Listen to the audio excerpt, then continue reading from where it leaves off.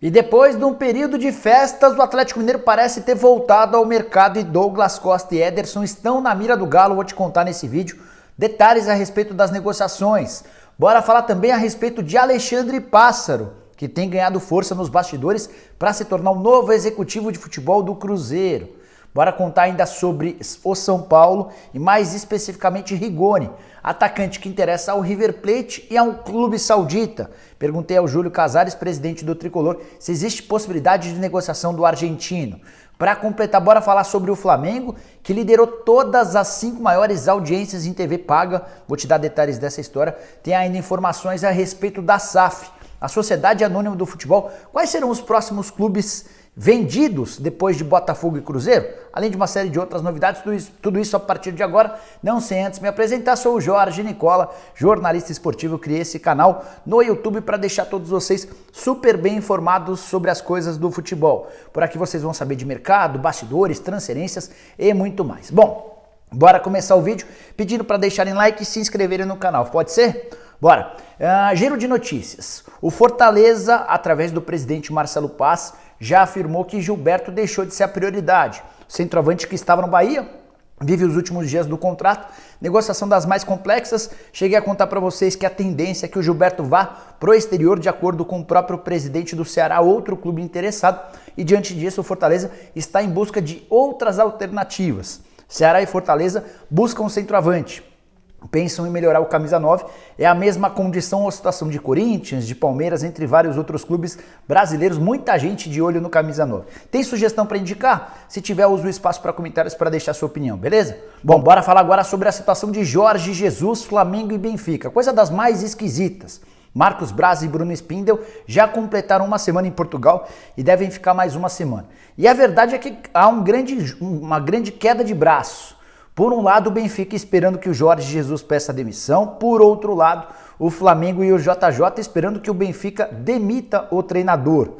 Tudo para não ter de pagar multa rescisória. Alguns falam em 6 milhões de euros, outros falam em 10 milhões de euros. O mais lógico, o mais certo seria todo mundo se sentar à mesa e tentar chegar a um acordo para que todas as partes pudessem ganhar. O Flamengo está tendo prejuízo no atraso em relação ao planejamento para a próxima temporada. O Jorge Jesus está queimando ainda mais seu filme com o torcedor do Benfica, e o Benfica tem tido prejuízo com péssimas atuações. Na última partida, derrota por 3-0 para o Porto e eliminação na Taça de Portugal. Quero contar agora sobre Vinícius, atacante que fez boa temporada pelo Náutico e tinha um acerto verbal, ou melhor, tinha um pré-contrato com o Bahia, só que o Bahia, com a queda para a segunda divisão, não se sentiu confortável para manter os vencimentos combinados com o Vinícius, e a solução foi emprestá-lo ao Goiás. Dessa maneira, o Vinícius vai defender o Goiás na Série A do Campeonato Brasileiro, emprestado pelo Bahia, que acabou de contratá-lo e nem vai utilizá-lo, pelo menos nesse primeiro momento. Antes de completar sobre o giro de notícias, bora esclarecer sobre a situação de Edu Dracena. Essas especulações vêm direto de Santos, da parte opositora ao presidente Andrés Rueda, e dão conta de que Edu Dracena anda incomodado com as coisas, com a forma como o Santos tem lidado com os reforços. O Edu recentemente negociou com o Cleison e com o Rodriguinho, nenhum dos dois jogadores será contratado, e as más línguas na Vila Belmiro dizem que o Edu já pensa em puxar o carro, incomodado com a demora, com a dificuldade, com a lentidão do presidente Andrés Rueda e do comitê de gestão. Fui checar com pessoas próximas ao Edu e essas pessoas asseguram que não tem nada, que o Edu está focado. O que aconteceu em relação ao Rodriguinho foi uma questão financeira.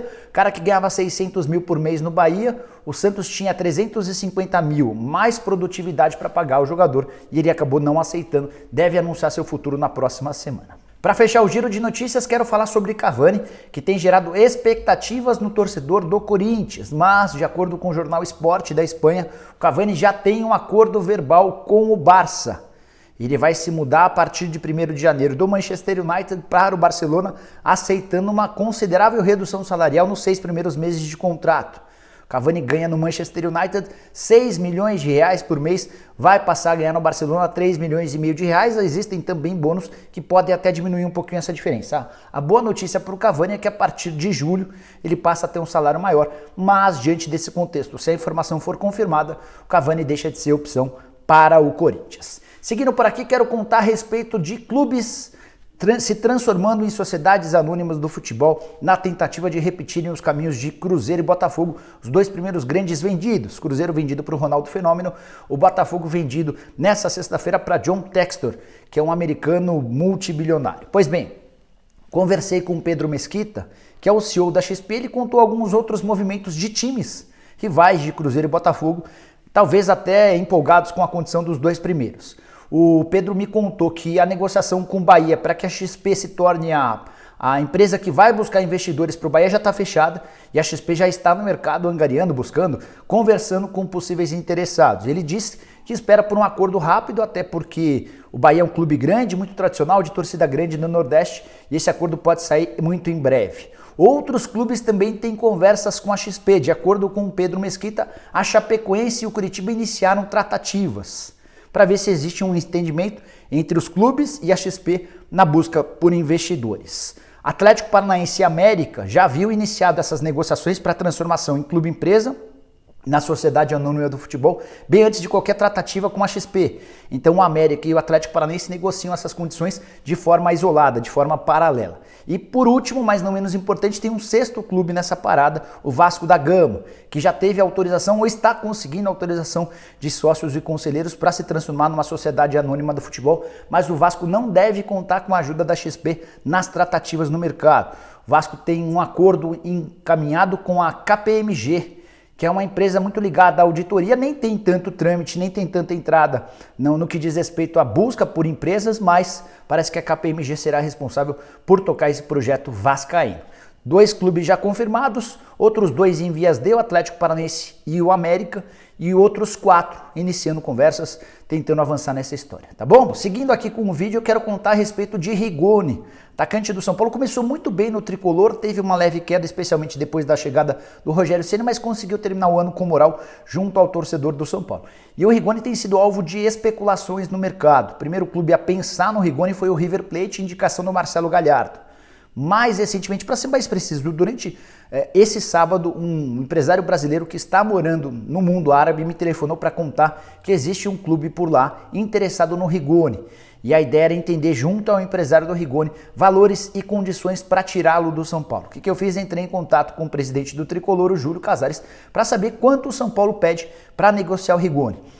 Argentino, que foi o mais caro reforço do São Paulo para a temporada, ele e o Orejuela custaram 11 milhões de reais e o Júlio Casares me assegurou que o Rigoni não está à venda. Por mais que existam propostas, não haverá acordo. O São Paulo entende que não pode perder alguns jogadores específicos. O Arboleda é um caso, o Rigoni é outro caso, tudo para manter uma espinha dorsal e ser competitivo na próxima temporada. Então você, São Paulino, que andou se preocupando, não precisa, não tem nada a respeito. Só para fechar sobre o São Paulo, nesse sábado surgiu a notícia de que um empresário chamado... ele é um empresário representante da Eurofutes, ele promete ir à justiça para cobrar a anulação da renovação de contrato do Arboleda, sob a alegação de que o Arboleda deu a esse empresário a procuração e não o José Chamorro, que foi o responsável pelo acordo com o São Paulo. O Tricolor já havia se preparado para essa situação porque sabia que o Arboleda havia dado procuração para alguns empresários diferentes. O departamento jurídico do São Paulo participou dessas tratativas e disse que está tudo ok, que não vai haver qualquer risco de anulação da renovação de contrato do Arboleda, então o São Paulino não tem motivos também para se preocupar com essa história. Bora seguir para falar agora sobre o Flamengo, levantamento bem legal do Gabriel Wacker, que é especialista em TV e audiências e tal. Ele contou que as 5 maiores transmissões em audiência do Brasil ao longo de 2021 na TV Fanchada tiveram o Flamengo em campo. Os 5 jogos são... todos da Libertadores da América, todos com transmissão do canal Fox Sports. As maiores audiências, 14 pontos de audiência nos 2 confrontos contra o Barcelona de Guayaquil, partidas de ida e volta das semifinais da Libertadores da América. Terceira colocação, a final da Libertadores contra o Palmeiras. Curioso. A final da Libertadores ficou apenas na 4ª colocação com 12,3 pontos. Isso tem muito a ver com o fato de o jogo também ter sido transmitido em TV aberta no SBT. A 3ª colocação ficou com o Flamengo 4, Olímpia 1, jogo com 12,4 pontos de audiência. a audiência ou competição também Libertadores da América. O quarto lugar, já falei, a final da Libertadores, e a quinta posição, partida de volta das oitavas de final contra o Defensa e Justiça, 12,2 pontos. Então, dos 14 pontos para os jogos contra o Barcelona, 12,4 para Flamengo e Olímpia, 12,3 para Flamengo e Palmeiras e 12,2 para Flamengo e Defensa e Justiça. Rubro-negro deitando e rolando na concorrência quando o assunto foi direitos de transmissão de TV na TV fechada. Isso também tem a ver com algumas opções feitas pelo SBT, que preferiu transmitir os times paulistas. Com isso, o Flamengo passou a ter mais jogos exibidos em TV fechada de forma exclusiva, o que justifica ou ajuda a entender um pouquinho dessa hegemonia rubro-negra. Bom, bora falar agora sobre Cruzeiro. Já havia contado para vocês nos últimos dias que existia um rumor de que Alexandre Pássaro e Fernando Diniz poderiam ser as caras novas de Ronaldo Fenômeno no Cruzeiro. O Alexandre Pássaro como um gerente de futebol, Fernando Diniz como treinador. E a história do Pássaro parece estar avançando. Não dá para cravar se ele chega na condição de diretor executivo de futebol ou de gerente, até porque o Paulo André ainda não se decidiu. O Paulo André é o braço direito do Ronaldo, é quem cuida de todo o departamento de futebol do Valladolid, o primeiro time comprado pelo Ronaldo Fenômeno lá na Espanha. Se o Paulo André for capaz de conciliar os dois clubes, a tendência é que o Pássaro seja contratado para ser uma espécie de gerente, logo abaixo do Paulo André. Se o Paulo André entender que só pode ficar na Espanha, talvez o Pássaro até ganhe uma promoção, se de fato a contratação dele for confirmada, se tornando uma espécie de diretor executivo de futebol. O meu questionamento é o que o Pássaro fez para merecer mais uma oportunidade em clube grande. O Pássaro trabalhou de 2017 a 2020 no São Paulo, primeiro como advogado, depois como gerente de futebol. Foram os piores anos do São Paulo, uma série de dívidas, contratações completamente equivocadas, como por exemplo a do Daniel Alves com salário de R$1,5 milhão, podemos citar o Hernanes com R$1,1 milhão, podemos citar o Jusilei com salário de R$700 mil por mês, todos causando enormes prejuízos ao São Paulo. Não bastasse isso, o Pássaro ainda foi para o Vasco, foi rebaixado para a Série B e teve uma campanha muito ruim ao longo da segundona. O Vasco nunca esteve perto de voltar para a primeira divisão, tanto que o Pássaro acabou demitido do Vasco, assim como já havia acontecido no São Paulo. Ronaldo Fenômeno deu a entender para as pessoas mais próximas que o Pássaro tem um perfil jovem, empreendedor, que é o que o Cruzeiro busca, e é por isso que o Cruzeiro deve fechar com o Alexandre Pássaro. Não está descartada também a possibilidade de Fernando Diniz assumir o cargo de técnico. Fernando Diniz, que é muito próximo do próprio Pássaro e também do Paulo André. Bora fechar o vídeo para falar sobre o Atlético Mineiro e negociações. Depois do período de Natal, de festas, em que o Rodrigo Caetano esteve de férias, ele tirou uns dias para descansar ao lado da família, o diretor executivo de futebol do Galo voltou e parece estar voltando com tudo. Tanto que os rumores a respeito de contratações voltaram com toda a força. Dois nomes estão na pauta do Galo: Douglas Costa para o ataque e Ederson para a posição de volante. Quero começar falando sobre o Ederson. Antes de gravar o vídeo, conversei com o André Cury, que é o empresário do Ederson. Ele confirmou que existem conversas. Não há proposta oficial, não há nada muito avançado. O Atlético sondou o Corinthians sobre a possibilidade de um empréstimo do Ederson. O Timão já descartou por completo qualquer negociação nesse sentido. Se o Corinthians quiser, ou melhor, se o Galo quiser, vai ter de oferecer uma proposta em definitivo para comprar o Ederson. A primeira pedida era de algo na casa dos 8 milhões de euros. O Atlético namora há bastante tempo a contratação do volante, desde a época em que ele estava deixando o Cruzeiro. Sobre o Douglas Costa, o grande defensor do Douglas Costa no Galo é o Rodrigo Caetano. O Rodrigo entende que o Douglas teria um papel extremamente importante dentro da estrutura do Galo.